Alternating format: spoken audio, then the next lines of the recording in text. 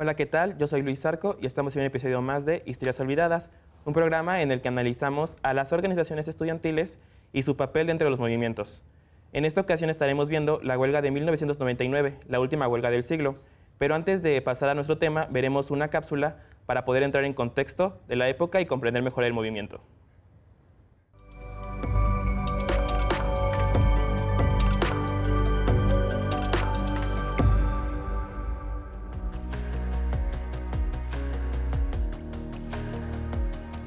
A un paso del fin del siglo, el modelo neoliberal dejaba entrever sus primeras fracturas y desafíos abiertos.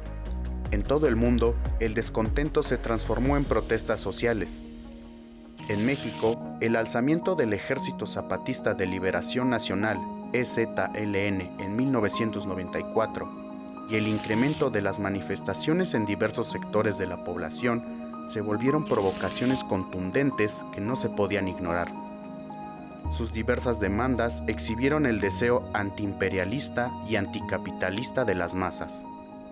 Como consecuencia, el carácter hegemónico del PRI empezaba a decaer, y su papel como cohesionador de la sociedad se veía comprometido frente a las elecciones del 2000. Además, la crisis económica experimentada durante el sexenio del presidente Ernesto Zedillo evidenció la necesidad de buscar alternativas en los modelos económicos y sociales. La respuesta del gobierno fue decisiva: mantener el status quo mediante reformas que pretendían asegurar la continuidad del partido y su sistema. Uno de sus principales objetivos fue el control y la dirección de la educación superior hacia los intereses de las industrias capitalistas. Para el caso de la UNAM, estos cambios fueron implementados durante la gestión de Francisco Barnés de Castro, mediante la reforma al Reglamento General de Pagos, también conocido como el Plan Barnés, que establecía el aumento de cuotas por servicios e inscripción, la anulación del pase reglamentado para los alumnos de bachillerato de la UNAM y la elitización de la educación. Se buscaba el fortalecimiento de los vínculos que tenía la universidad con el sector privado, rompiendo con la tradición de la gratuidad educativa y su vinculación con la sociedad. Frente a estas reformas, el estudiantado se alzó en protesta, conformando el Consejo General de Huelga, principal estructura organizativa del movimiento, que determinó tomar las instalaciones de la universidad hasta la derogación del plan. Para el 22 de abril, toda la UNAM se encontraba en paro, dejando a 267,000 alumnos sin actividades educativas. El ESTUNAM respaldó la huelga, dado que los estragos del modelo afectaron tanto a estudiantes como a trabajadores. En esta misma sintonía, el EZLN, a través del subcomandante Marcos, expresó su apoyo a los universitarios, un ejemplo de la vinculación de la huelga con diferentes luchas sociales externas a la universidad. Los estudiantes, pese a estar cohesionados bajo la organización del CGH, se encontraban divididos al interior entre ultras y moderados. Los primeros apostaron por una transformación radical y profunda de la universidad, mientras que los segundos pugnaron por un cambio paulatino a través de reformas que anularan los objetivos mercantilistas del Plan Barnés. Diversos intereses se enfrentaron al interior del movimiento, tanto de los partidos políticos, el gobierno, la industria, como de las organizaciones estudiantiles. Toda esta tensión terminó erosionando al movimiento y debilitando la organización estudiantil. Las negociaciones con rectoría se estancaron, lo que llevó a Barnés de Castro a rescindir el cargo como rector de la universidad. En su lugar, entró Juan Ramón de la Fuente, quien decidió acabar la huelga con la violenta entrada de la Policía Federal Preventiva en Ciudad Universitaria el 6 de febrero del año 2000, dejando un saldo de cientos de detenidos y un golpe que el gobierno no había dado desde el 68, terminando con lo que fue la huelga más larga de la UNAM. El desarrollo de la huelga del 99 incidió de forma determinante en la configuración de los movimientos estudiantiles del nuevo siglo, en sus dinámicas organizativas y formas de lucha, dejando una profunda huella en la universidad.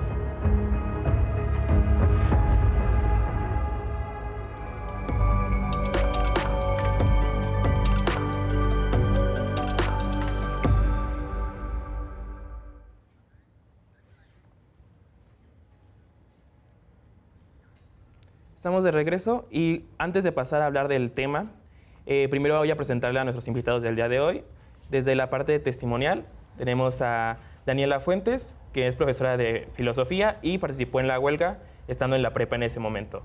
Desde la parte del periodismo tenemos a Daniela Pastrana, que cubrió la huelga para la jornada y actualmente se encuentra colaborando con Canal Red. Y desde la parte académica tenemos a Alfonso Reyes, que es profesor de sociología e igual estuvo en la huelga en Prepa 5. Bueno, ahora sí podemos pasar a nuestras preguntas y justamente como vimos en la cápsula, me gustaría empezar a preguntarte a ti, Daniela Fuentes. Vimos cómo cuando se anunció el reglamento de pagos hubo un cierto descontento. Me gustaría preguntarte cómo es que se dio esta organización o entre las diferentes organizaciones y determinaron que la huelga era el único medio por el cual poder exigir. Bueno, nosotros, Sarcan en el 97 se siente con toda la confianza, se siente la rectoría con la confianza porque derrotó al movimiento en 1997. Ahí se reduce la matrícula de los SHs a dos turnos y reducen el 15% de los estudiantes en la matrícula del CCH. Eso le da una confianza al siguiente rector, que es Barnes, para implementar el Reglamento General de Pagos en 1998, ya lo viene anunciando. Y las organizaciones de activistas que vienen algunas desde el CEO histórico, como sean el CEO histórico, o también está el POS, está también el Lucha, están estas organizaciones que están desde el movimiento del 86, pues se reúnen para convocar a los estudiantes a manifestaciones. Ellos mismos declaran, ¿no?, estos actores, que no se esperaban esta respuesta tan grande de los estudiantes, ¿no? Tenemos una asamblea el 24 de febrero con 3,000 estudiantes conformando la Asamblea Estudiantil Universitaria. Entonces, los movimientos estudiantiles, los activistas que estaban en diferentes frentes no se esperaban esa respuesta de los estudiantes, ¿no?, en febrero. Entonces, el 5 de marzo, la Asamblea Estudiantil llama a un diálogo al rector, pero no llega. Tuvimos 2 paros estudiantiles, que por cierto habría que hablar de esos paros estudiantiles, donde a mí me tocó vivir la huelga del 99 en la Prepa 5, y bueno, era enfrentar a la porra del momento. Ahí estaba la porra, se llamaba OEU, y entonces estar en los paros estudiantiles era enfrentar a la porra, ¿no?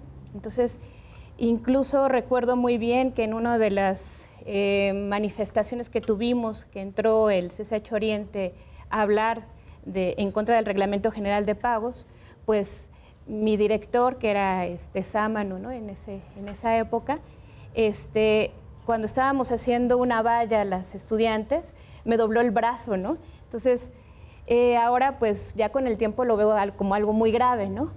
Pero en ese momento, bueno, lo dejé pasar, pero estar en el movimiento estudiantil implicaba la violencia de los porros en las preparatorias, significaba ese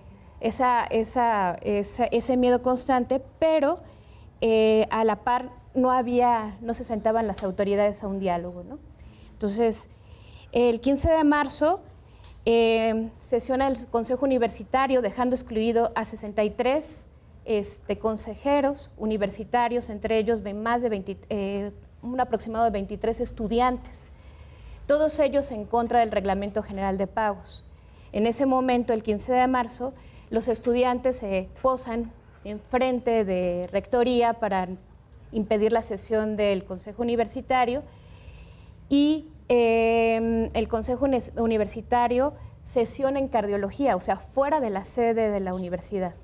Entonces, cuando la gran mayoría de los estudiantes se da cuenta que por una parte dejan fuera 63 consejeros, 23 de ellos estudiantes, y además,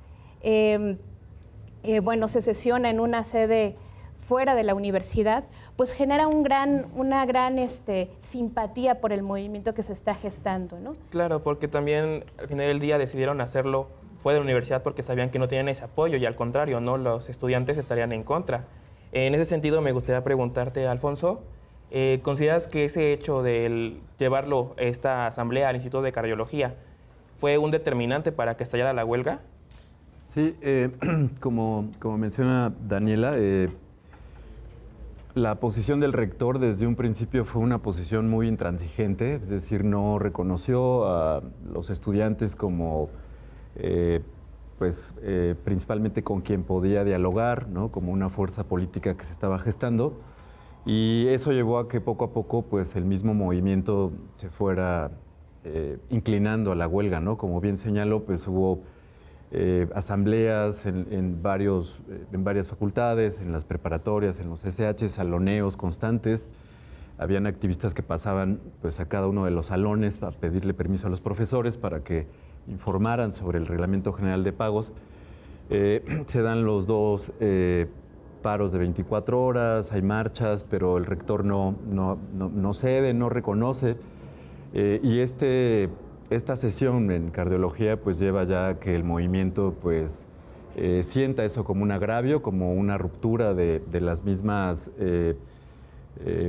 leyes que estaban en la universidad, y es ahí cuando se decide la huelga como el único medio de lucha para presionar al rector en contra del Reglamento General de Pagos. Y por ejemplo, ahí cómo se dio el vínculo entre las organizaciones de diferentes escuelas para conformar el CGH.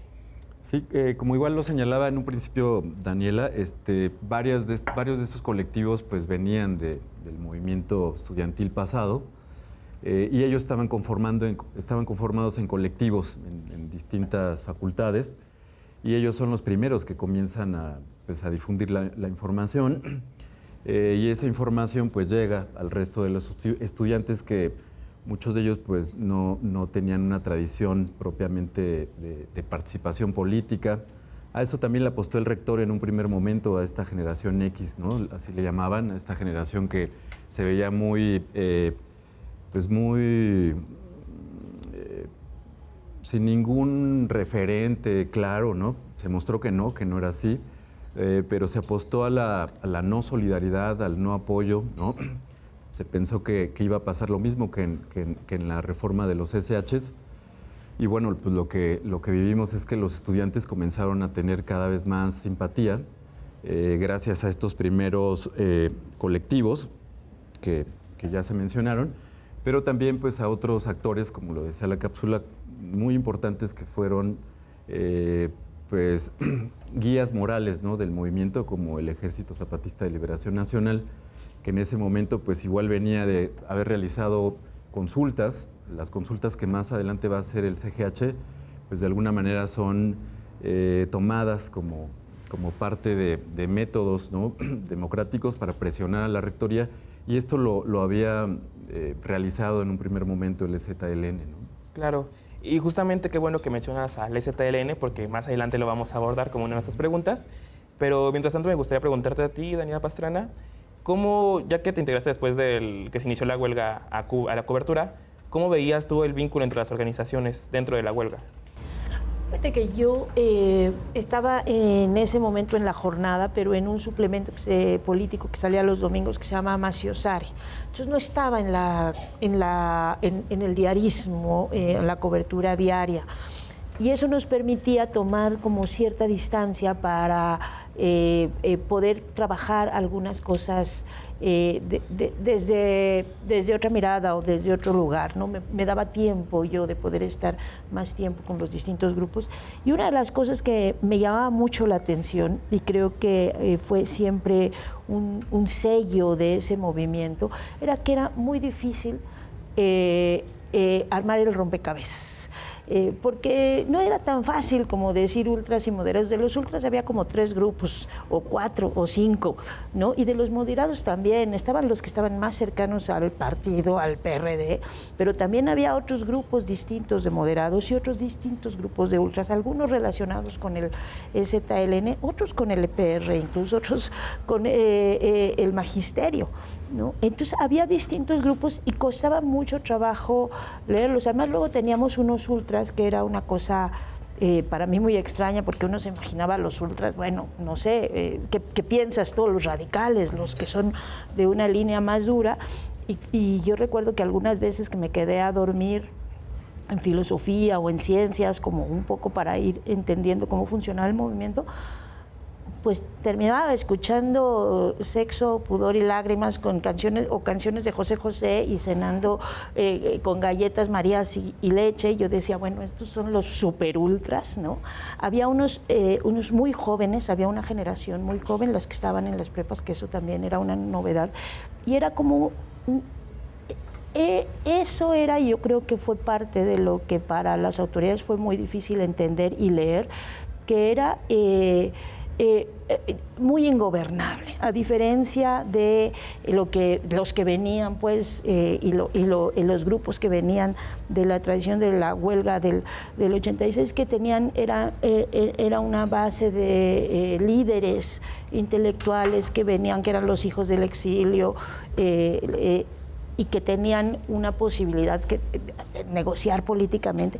Esta era una huelga, y lo decíamos de broma, muy lumpen, o sea, de muchas expresiones, que a la hora que se tenían que sentar a negociar, pues con quién, cuáles eran los líderes visibles. Yo de verdad me tardé varios meses en empezar a ubicar algunos liderazgos visibles que después también eran cuestionados por sus propios grupos, porque era una huelga que empujaba y que empujaba y que empujaba y que tenía relaciones con muchos sectores de la sociedad. Y lo único que quiero decir y cerrar una idea, que creo que era también un grupo tan grande y tan diverso, que venía ya de 6, 12, 15 años de políticas neoliberales. Y eso es lo que se mostraba ahí, ¿no? Esa precarización, esa fragmentación, ese abandono de los sistemas educativos que tenían las políticas neoliberales, y Daniela lo sabe muy bien porque ha trabajado para combatirlo, para enfrentar y para revertir eso. Ese enorme abandono ya empezaba a tener secuelas, y eso es lo que se manifestaba en este rechazo a negociar nada, porque ya venían de una serie de agravios. Claro, ya teníamos, ¿no?, un antecedente, y estamos en una generación distinta. Y bueno, por el momento vamos a ir a un corte, y bueno, regresamos en un momento, vamos a seguir hablando sobre el tema.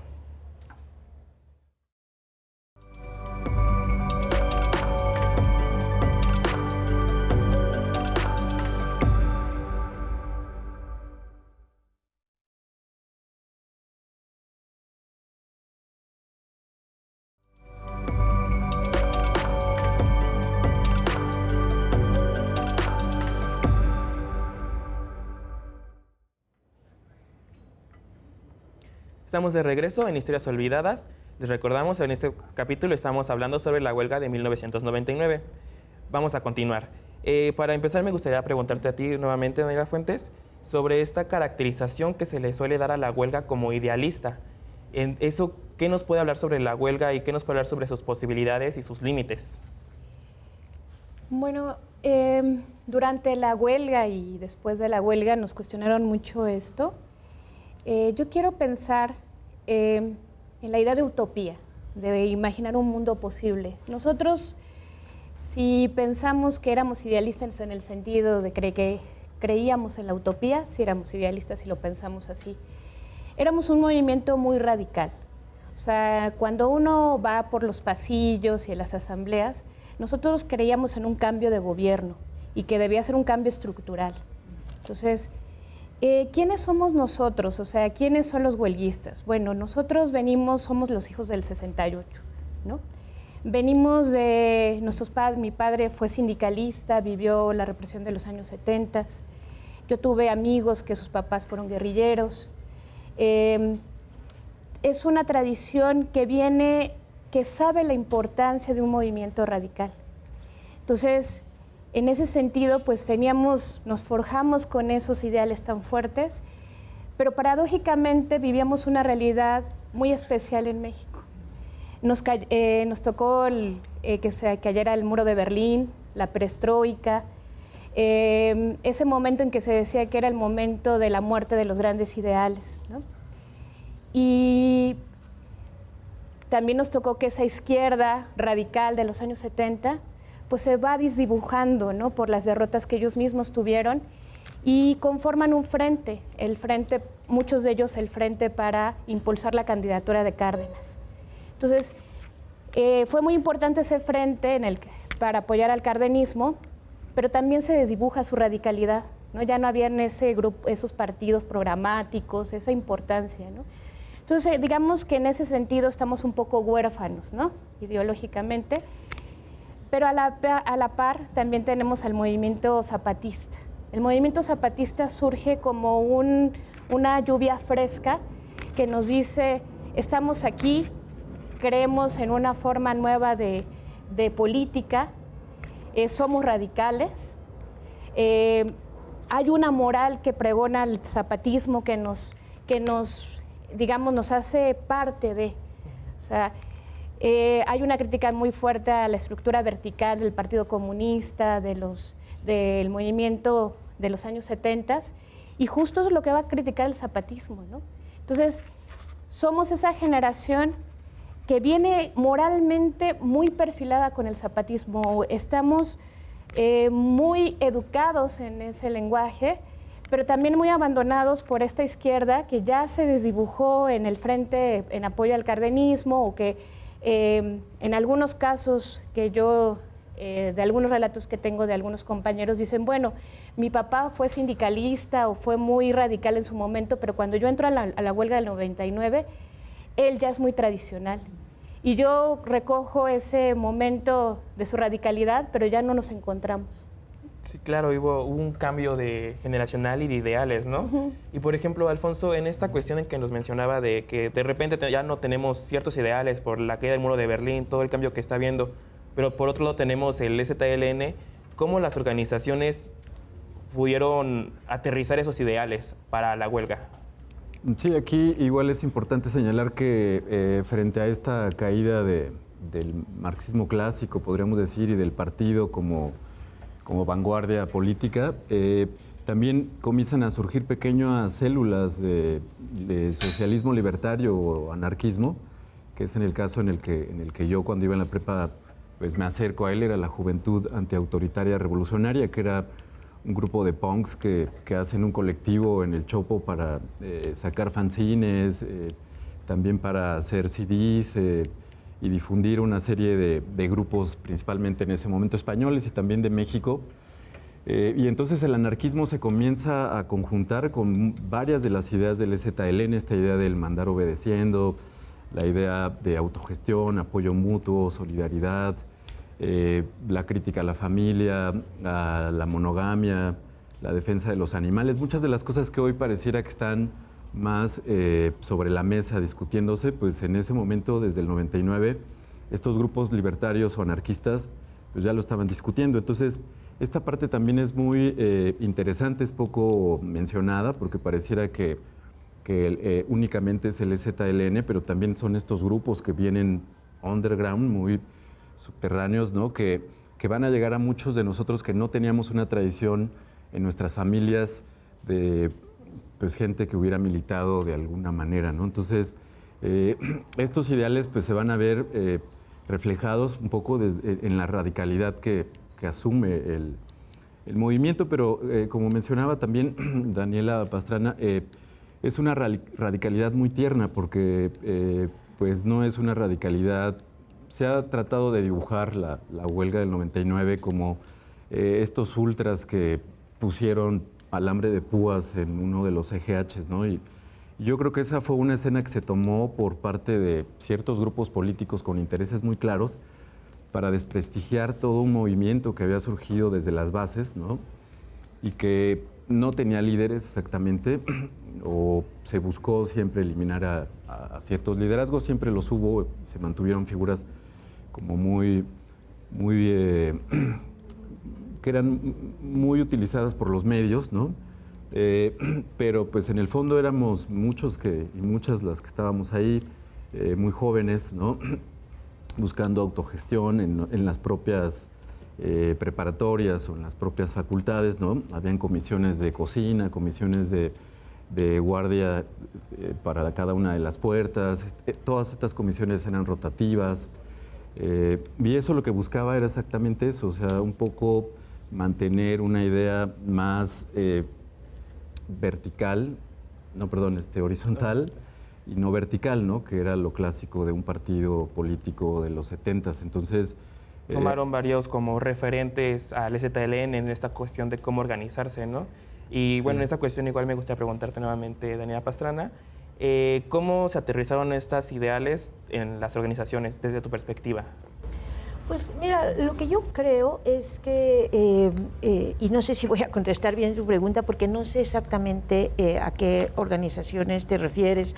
Estaba, sí, el EZLN, que además fue fundamental para, como bien han dicho, para esa generación, porque les ponía como el horizonte ético en un sistema ya desgastado de una política que no funcionaba, pero no sé si había muchas otras organizaciones ligadas o sea, organizaciones, digamos, formales o lo que después se llamó sociedad civil, eso, porque al contrario, fue un movimiento muy criminalizado por la prensa, muy criminalizado por la prensa. Y mira, yo estaba en la jornada, y la jornada estaba Hermann Bellinghausen, que era súper pro CGH, estaba Macio Sare, que también estaba en ese mismo canal, pero la jornada tenía una cobertura muy crítica del CGH, porque en ese tiempo, además, o sea, había muchos lazos entre cierta élite de la UNAM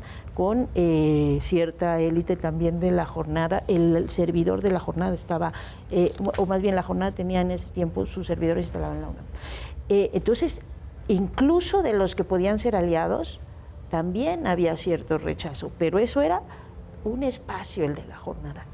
Las televisoras, bueno, era la criminalización total. Entonces sí había una fractura con la sociedad. Por ejemplo, nada más déjame cerrar, a mí me pasaba mucho que iba a la UNAM y decía, esto está súper bien, súper lindo, muy tiernos. Salía de la UNAM, cruzaba la calle, iba a ver a mi abuela que vivía enfrente, y parecía que era otro país, otra ciudad. No se iban dando cuenta que estaban cada vez siendo más aislados, porque la vida ahí era una cosa muy bonita, pero fuera no se estaba entendiendo ese movimiento, y era mucho por los medios. Claro, justamente hablando de eso, de los medios y los vínculos con otras organizaciones, me gustaría preguntarte, Daniela Fuentes, ¿cómo se tomó el vínculo con el EZLN desde la opinión pública? Bueno, yo creo que el EZLN fue muy respetuoso, porque muy bien podía haber tenido un diálogo más directo con nosotros, pero se hacía con comunicados. Entonces, salía un comunicado en la jornada del EZLN y nosotros nos reuníamos en asamblea para discutirlo, ¿no? Los medios obviamente nos satanizaban, siempre nos quisieron relacionar con grupos guerrilleros, lo cual, pues yo participando en el movimiento estudiantil, pues nunca había un vínculo directo con ninguna guerrilla, a lo mejor no estuve así tan despierta, pero nosotros no teníamos vínculos con el EPR, ni el ERPI, ni en fin, ¿no? La cuestión es que esta relación que tuvimos con el EZLN, yo creo que el EZLN fue muy inteligente en tener una lejanía y que las comunicaciones fueran por medio de esos comunicados para que hubiera una distancia en medios de comunicación respecto a nosotros, ¿no? Sí, justamente esa cuestión de los comunicados que daba el EZLN a los estudiantes de la universidad. Alfonso, ¿cómo podemos hablar de cómo influyó? Nos ha mencionado hace rato cómo sí fue una guía a la hora de la organización.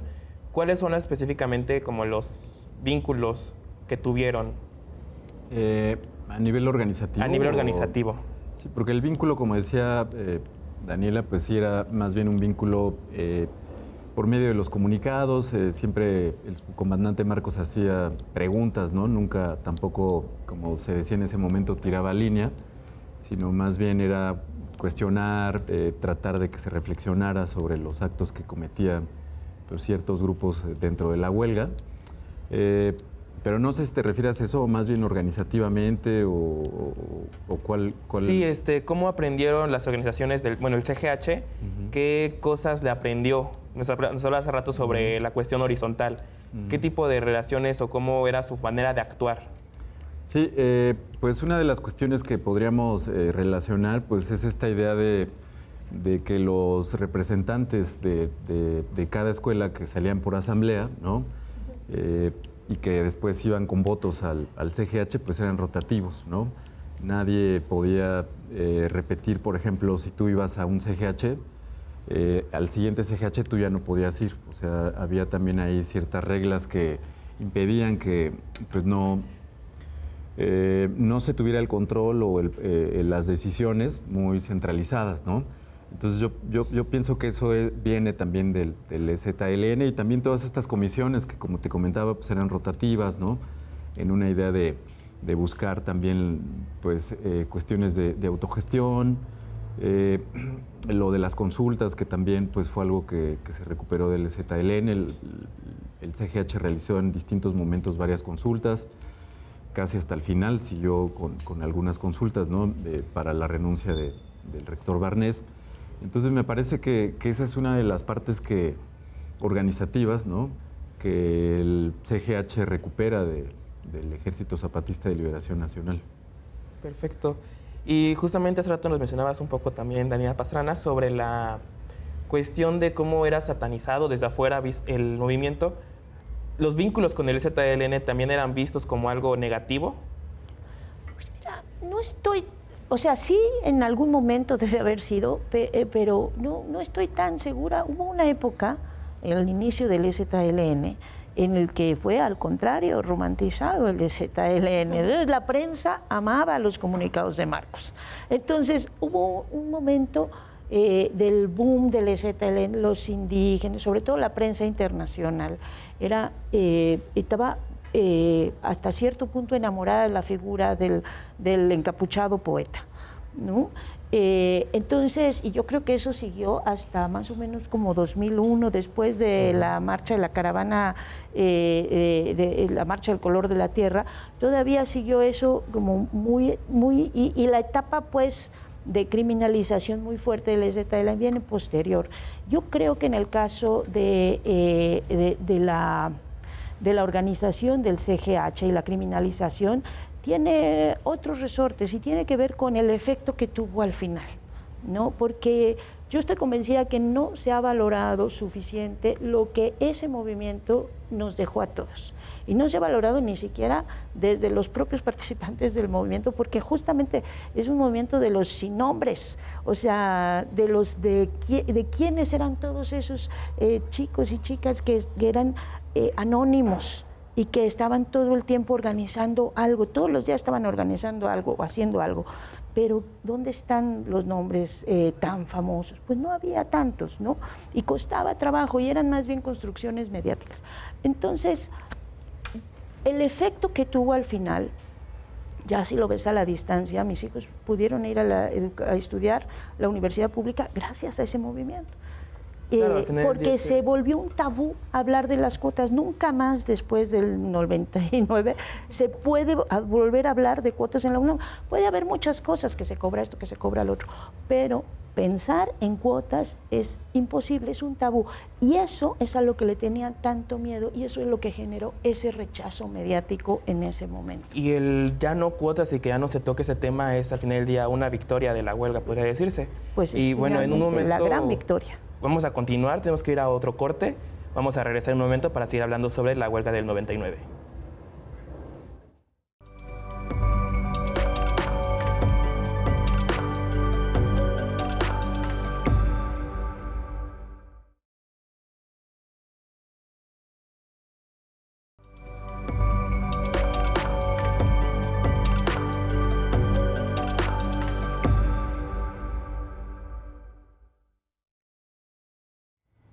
Estamos de regreso en Historias Olvidadas.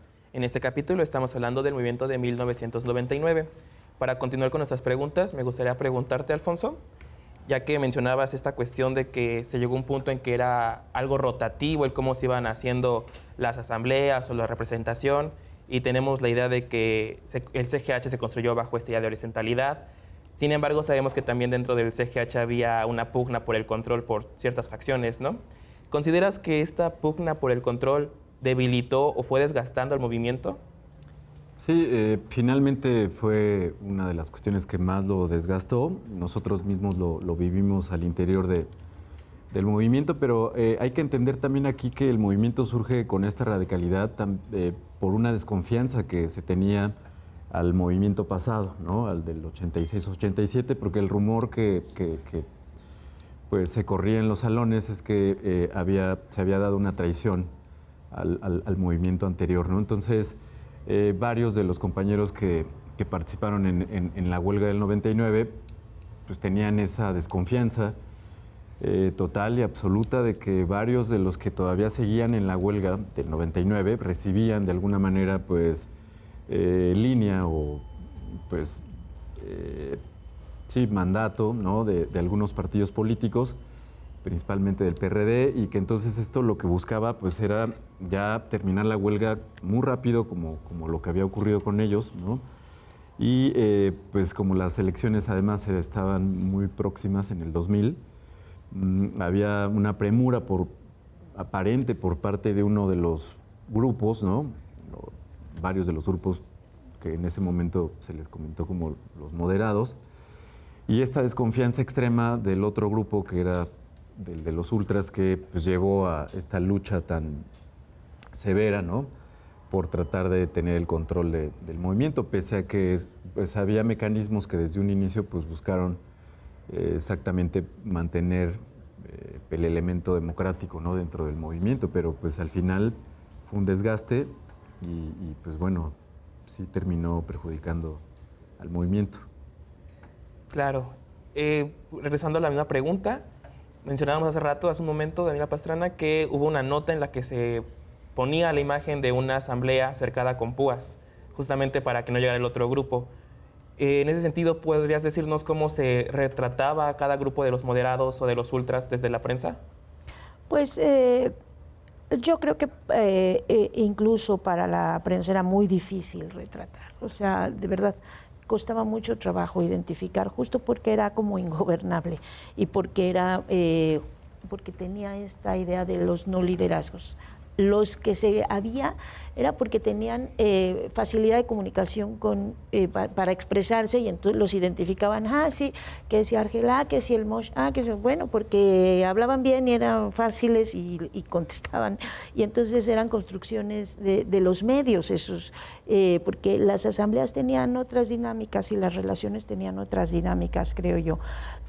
Por supuesto, pienso que en la prensa nunca hubo en general esa división, o sea, sí se hablaba de los ultras y los moderados, pero en realidad se satanizaba todo, se satanizaba el movimiento como tal, que tuvieran parada la universidad, que no fueran a estudiar, que no se pudiera negociar, que era una cosa que realmente pesaba y creo que justo por las mismas dinámicas que tenía el movimiento. Ahora, yo lo que sí quisiera decir es que es una generación que creo que le quitaron la ingenuidad política de una forma muy fuerte, las autoridades que estaban en ese momento, y que si bien podía tener muchas contradicciones, muchas tensiones, y producto de la inexperiencia también en muchos sentidos, producto del ánimo de transformar todo,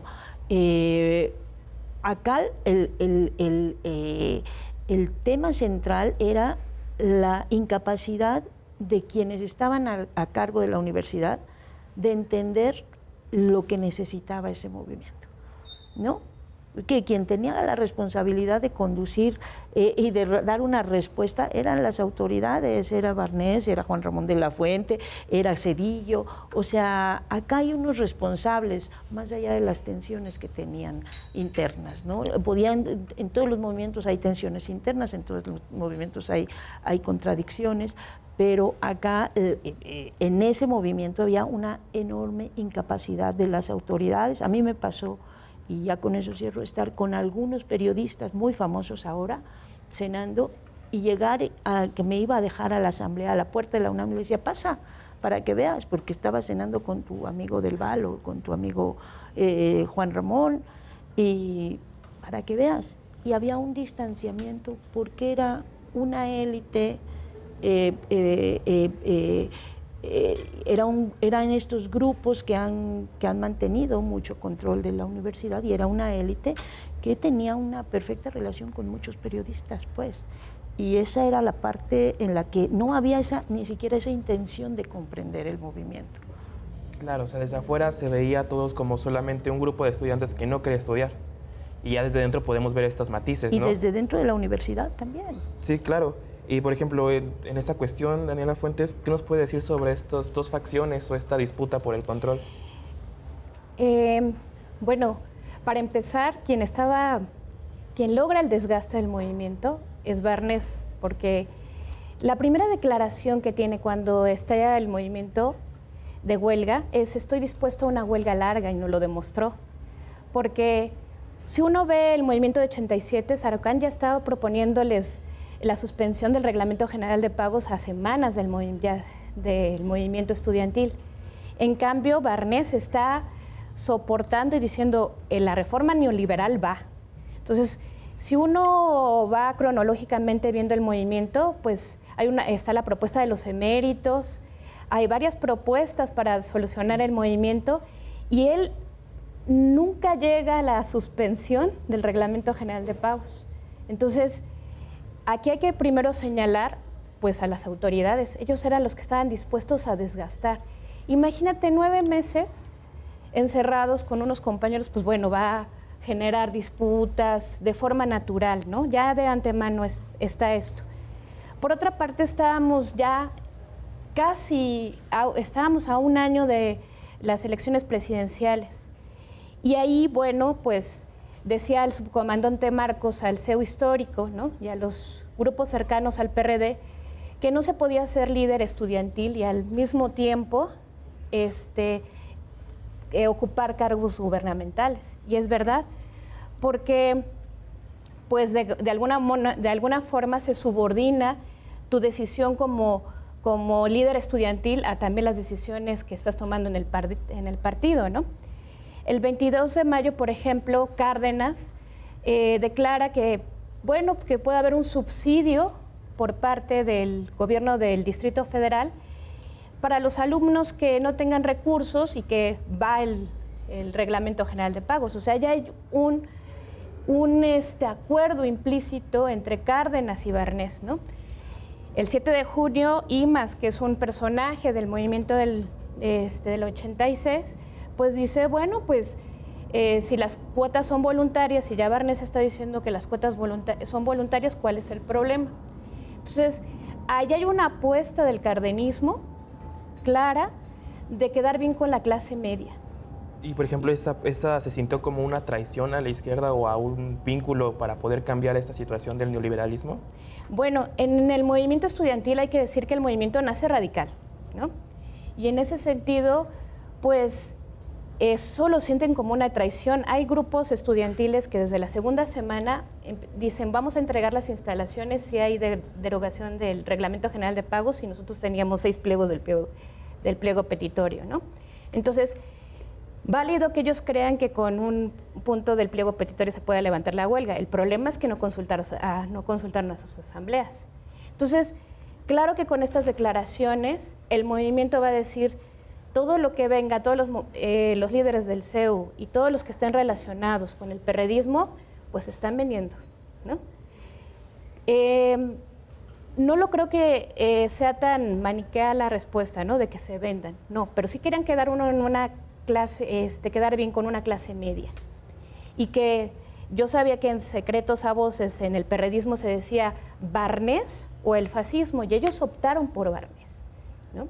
Entonces era como, si apoyamos al movimiento estudiantil, perdemos las elecciones de esa época, ¿no?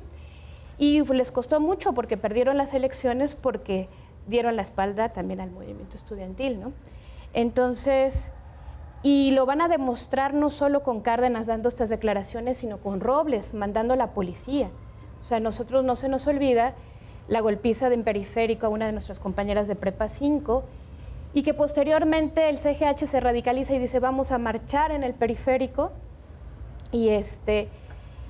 y pues tuvimos que marchar con la montada, con los perros y todos en la expectativa de que en algún momento hubiera una represión, porque además aquí no solo está jugando estos actores políticos, sino está jugando la ultraderecha que dice, estaría padrísimo que los estudiantes, que la represión no la fraguáramos el PAN, el PRI, sino la fraguara PRD, porque el costo político va a ser altísimo para las elecciones del 2000, ¿no? Claro, es muy interesante esta cuestión, ¿no? Cómo el movimiento estudiantil no solamente es ajeno, estamos viendo que está afectando a las elecciones del 2000, que sí es algo preocupante para ellos, ¿no? Y ¿qué más quisiera decir de la plática? Quisiera que se extendiera más, hay mucho que decir. Bueno, no sé decir una última conclusión. Nada más quisiera seguir brevemente, porque es como muy larga la plática, decir que en esta radicalidad del movimiento estudiantil, y ya para concluir rapidísimo, nosotros, la gran mayoría de los estudiantes, estábamos en posiciones radicales y en posiciones de diálogo. También la posición más ultra es responsable de lo que pasó en el movimiento, ¿no? Yo recuerdo que yo participé en uno de los CGHs más violentos, donde la decisión era ir al diálogo. Y la facción más radical de la ultra se reunieron entre ellos para que violentamente esa asamblea se colapsara. Entonces, yo quiero decir que la gran mayoría de nosotros no estábamos en esas dos facciones, pero finalmente, pues la posición también radical también tiene su responsabilidad en esto. Y pues decir, ya por último, que la huelga del 99 es exitosa. La huelga del 99 es exitosa porque atrasó el proceso neoliberal de privatización del ESME, y hasta ahora, en nuestros días, la educación es gratuita. Pero nuestra gran derrota es que hasta este momento no tenemos un movimiento estudiantil como el del 1999, por nuestros métodos antidemocráticos. O sea, ¿consideras que sí afecta un poco a cómo se llevan ahora las asambleas y los movimientos? Considero que el movimiento estudiantil, los nuevos, los jóvenes, tendrían que ser muy críticos de esas prácticas antidemocráticas que nosotros tuvimos, porque nosotros, si no se lograba un acuerdo de asamblea, pues se desgastaba la asamblea hasta 48 horas, y cuando ya todos estaban dormidos, se votaba. O en esta asamblea que decidimos ir a diálogo, donde la gran mayoría de las escuelas habían decidido ir a diálogo, pues, por ejemplo, la parte más radical, pues, utilizó la violencia para imponerse. Y es muy curioso, ¿no? Cómo era un movimiento que buscaba justamente ser muy democrático, muy horizontal, pero de repente vemos cómo hay unas actitudes dentro que de repente no van muy acorde a lo democrático. Y bueno, quisiéramos seguir platicando sobre la mesa. Definitivamente hay muchas cosas que faltaron decir, hay muchas cosas que se dijeron. Yo quiero agradecerles a ustedes. Bueno, y no sé si alguien quiera antes que decir alguna otra conclusión, antes de que terminemos el programa. No, bueno, yo solo creo que hace falta, me alegra mucho y además aprecio mucho que estén haciendo esta serie de las historias olvidadas. No sé qué tan olvidada está, porque yo sí creo que dejó una huella muy grande en muchas generaciones. Por todos lados te encuentras a alguien de que dice, yo participé ahí, yo también, y resulta que todo el mundo estuvo ahí. Pero creo que hace falta también un reconocimiento desde la sociedad del impacto que tuvo, una revisión de las fallas, ¿no? Una revisión de qué procesos no funcionaron.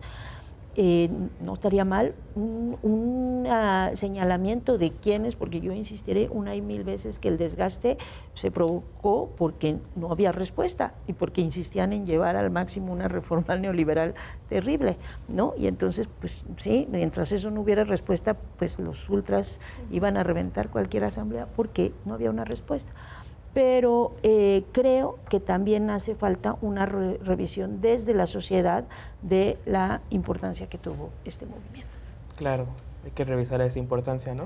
Y justamente hablando como de esta cuestión de historias olvidadas, nosotros nos referimos un poco más como a las cuestiones de las organizaciones, no tanto del movimiento, sino como dentro, cómo se fue dando, porque justamente vemos desde fuera, se tiende a estudiar desde afuera y no desde adentro. ¿Quisiera dar alguna última conclusión, Alfonso? Solo reiterar, ¿no? Este triunfo finalmente, pese a las contradicciones que siempre se dan en un movimiento social y entre las propias organizaciones estudiantiles, pues al final el triunfo es innegable, ¿no? Es decir, pues hasta el día de hoy sigue manteniéndose este cobro simbólico de 5 centavos y no se pudo imponer las cuotas que se habían planteado desde un inicio, ¿no? Claro. Bueno, yo quiero agradecerle mucho a todos ustedes por darse el tiempo, por participar en esta mesa, y quiero recordarle a los televidentes que esta serie todavía no termina. La próxima semana tendremos otro episodio que será sobre el movimiento del 2012. Daremos un salto de más de una década y hablaremos del Yo Soy 132. Igual les recordamos seguirnos en nuestras redes sociales, TV UNAM Oficial y Filoscrítica. Eso sería todo por nuestras partes y estamos en Historias Olvidadas.